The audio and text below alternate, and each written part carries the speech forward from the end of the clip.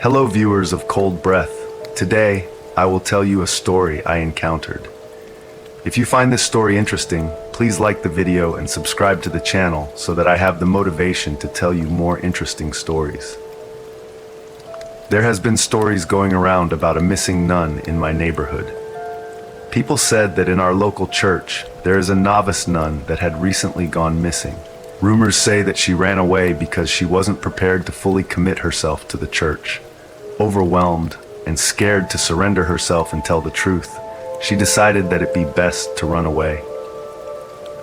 No one knows where she is, and her family is under the impression that she is still in the convent, and that her anonymity during this time is all part of the process of becoming a nun.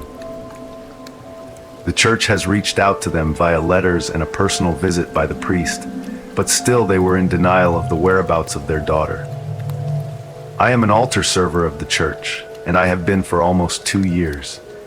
Every Sunday, before and after the Mass, me and a carillonneur are tasked to make our way up the church basement, climb a ladder, and ring the carillons 3 times as loud as we possibly can. This Mass in particular was held at around 4 a.m., so me and my friend, Tom, made our way up the staircase and up the ladder at 3:36 a.m. We finally settled at the top of the church, overlooking the entire neighborhood. The bell tower was eerily quiet and dark, only having a small flashlight as our source of light and the cold morning breeze howling through our eardrums. We sat for about 10 minutes until we heard creaking from below us.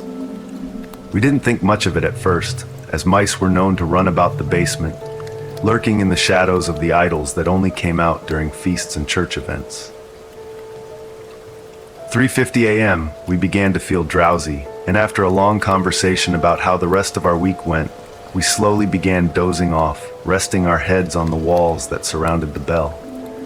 I felt the consciousness leaving my body and my eyes closing shut altogether. I was so ready to take a short nap after staying up late for the whole night. That is when we heard a loud thud, again coming from the basement. It jolted both of us awake that the wariness left our bodies. In a panic, we convinced each other to check the basement and figured that it must have been one of the statues falling that was the source of the loud noise that woke both of us up. "I guess God doesn't want us to sleep," Tom said, letting out a nervous laugh. I could tell that he was scared. We both were, but he was trying to lighten up the mood by making a joke. "We should probably take a look at the basement. The Feast of St. Matthew is coming up and we can't have one of the icons broken." I replied, "Well, one of us is going to have to ring the bells. The Mass is starting in 5 minutes." "Fine, then I'll check the basement." Anxious, and with a flashlight in hand, I make my way down the ladder that lead to the basement. The place was dusty and dark, and I could hear the ringing of the bells above me.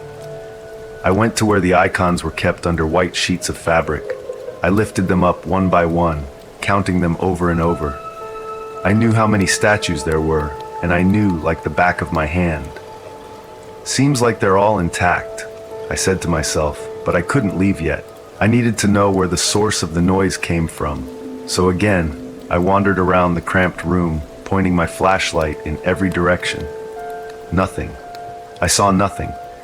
I was just about to go climb back up when I heard someone gasping, like the type you would hear when someone is struggling to breathe and is gasping for air. I turned around quickly and anxiously pointed my flashlight around the dark room. Again, there was nothing. I'm probably just imagining things, I thought to myself.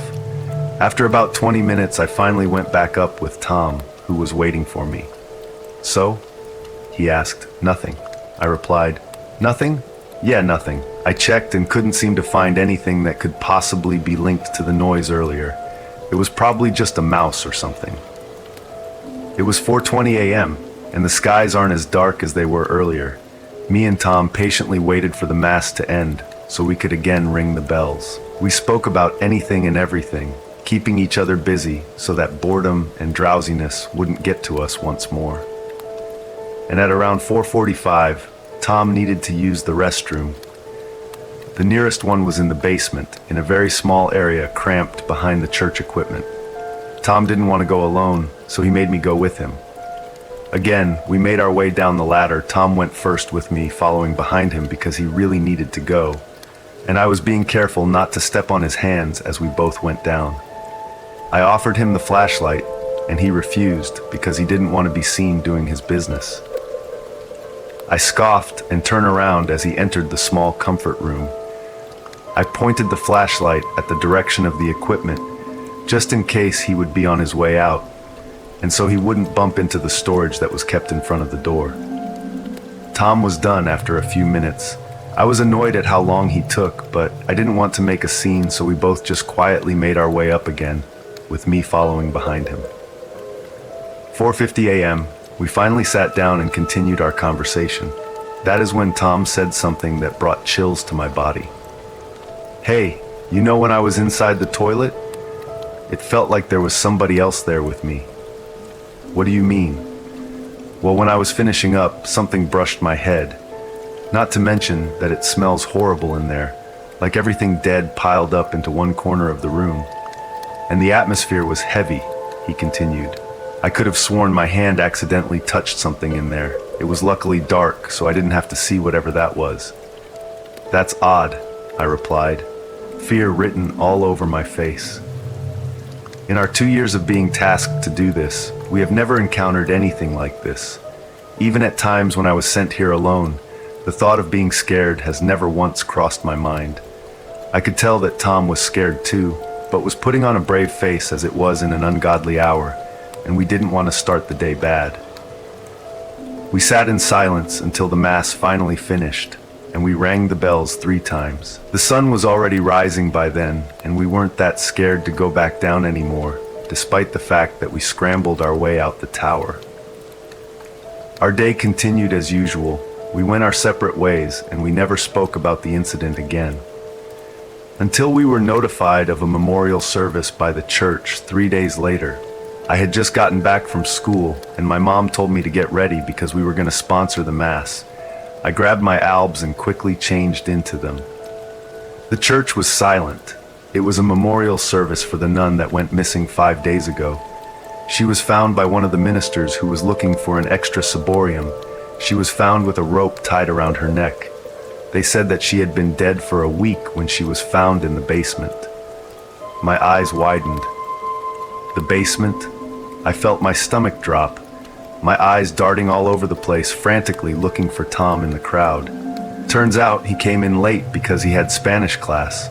We were both pulled outside as the deceased's loved ones said their last words and reminisced their last moments with her.